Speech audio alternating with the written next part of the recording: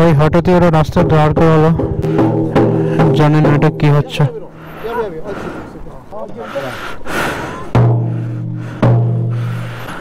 এক একটা কাস্টের এক এক রকম নিয়ম ভাই।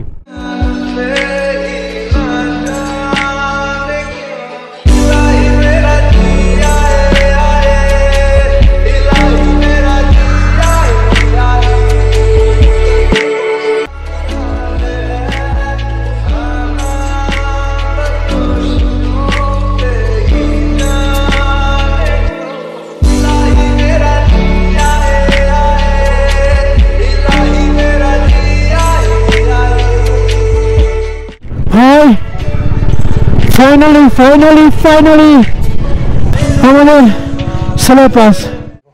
ধুলো উঠছে, দেখতে পাচ্ছ কিনা জানি না, বিভৎস হাওয়া দিচ্ছে, তেমনি ঠান্ডা। গরম গরম কফি খাওয়া যাক। জীবনে এরকম ভিউ দেখিনি, খুব ইচ্ছা ছিল পাহাড়ে এরকম স্নো থাকবে এটা দেখার, আর সেটা আজ আমার সার্থক হয়েছে।